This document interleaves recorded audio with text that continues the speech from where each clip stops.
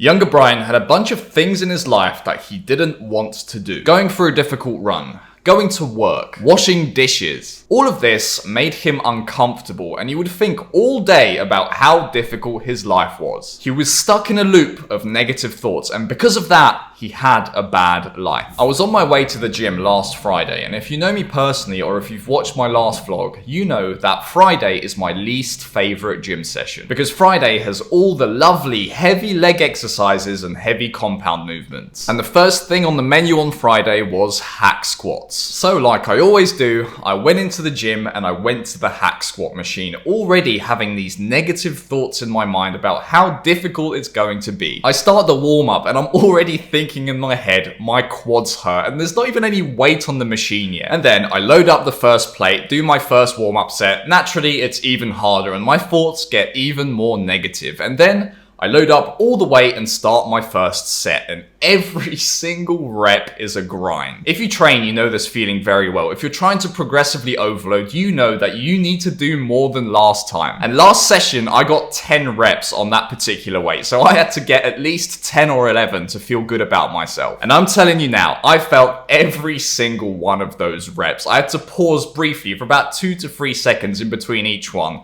because of how much my legs were burning. Hack squats are just a cursed exercise. I feel like I put an easy weight on there and it feels really hard when I'm doing it, but then at the end of the set, I still feel like I have more left in me. So hack squats are just cursed. They're really painful. So in the midst of wallowing in my misery, as I usually do at the start of my Friday gym session, I realized that I'd been reading a book recently, and that book is called Transurfing Reality. I actually almost started reading it last year, but it put me off because the book uses a lot of like mystical language, like pendulums and lifelines and alternative life paths. Thankfully, I decided to give it a chance again, and even though it does still use this weird like woo-woo language, and you find it hard to take seriously at first, you actually start to realize that intuitively everything in that book makes a lot of sense. So in that moment of struggle at the gym, I remembered what I read in that book. The book talks about something called pendulums, which are little things that try to hook you in with little problems at first, and then they try to hook you in and make you spiral and get worse and worse. And if you're not careful, entertaining that problem with your mind will lead to a labyrinth of negative thoughts, and you won't be able to get out of it. And the idea is that giving in to your negative thoughts eventually leads to more negative thoughts, and because your thoughts create your reality, it eventually leads to a negative life. Therefore, you must realize the game that the pendulum is trying to play and just not entertain it. Cut it off at the first negative thought. And I realized that what was happening to me at the gym was actually one of these pendulums trying to take a hold of me. So for the next set, I just decided, what if I just smile randomly through the set like a psychopath, even though I was hating it, and just see what happens. So I got on the machine, and before I even did the first rep, I cracked a massive smile like this. And then I started doing the reps as normal, except this time I was grinning like a psychopath. But then I realized it actually was making a difference. Every rep that I did, it hurt just a little bit less. The set went just a little bit faster, and my general attitude before the set, after the set, and then the general vibe of the entire gym session just felt a little bit better. And the exercise after that was weighted dips, and I actually set a PR on that when I was stuck on it for about 6 weeks before that. So my lesson for you in this video is this: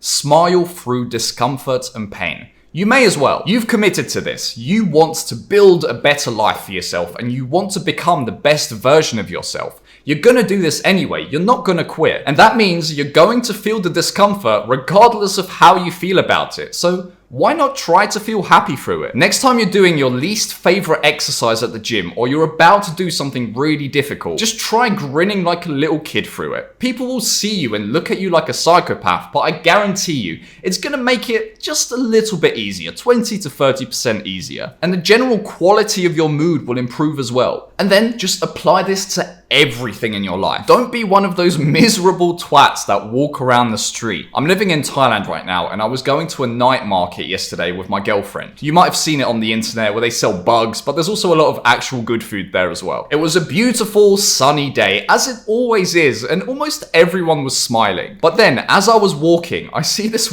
one miserable old lady with this absolutely disgusting look on her face. Like she literally hates everything and everyone. It's the type type of person that if you're playing outside as a kid, having a good time, and you see, it would literally make you upset. You'd go and run in the other direction because you would have felt like you've done something wrong. That type of look. She had this really like school dinner lady, bitchy type look to her. And that's when I realized some people are never going to be happy, no matter what their life situation is, no matter what's going on. And obviously, you don't know what was going on in that lady's life. She might have had some terrible news that day, but she was literally on a tropical paradise island where everything's really cheap, everyone's really happy, there's nothing to complain about, and she was still miserable. Your entire life experience is just made up of what your dominant thoughts are. Your dominant thoughts literally control everything. How you feel, what you do, and even how other people view you. So, do this visualization with me now. You have some stuff coming up in the rest of your day. And if you don't, if you're about to go to bed, visualize tomorrow with me. What is your day going to look like if you keep focusing on the negative? Maybe today you've slipped up and you've relapsed on your addiction and you've been ashamed of yourself all day. Maybe your YouTube video got 0 views and you've been spiraling about it. Whatever you're thinking negatively about, realize that you're giving it power, and keeping on thinking about it, spiraling about it, and giving it your energy guarantees that the rest of your day is also going to be bad. Now, visualize the rest of your day, what your day would look like if you just cut that negative thing off, whatever it is, and just start giving it 0 energy. And then start focusing on just the positives. That setback you've been spiraling on, just let it go and carry on with your routine. You might have some work to do that you don't want to do later in your day. You're going to have to do it anyway, so stop thinking about it now. And when you do it, even if you hate it, just be empty to it. Don't let it take up any space in your head. Painful situations are awaiting you in your future, and they're never going to end. But your perception of them can change. Visualize the rest of your life.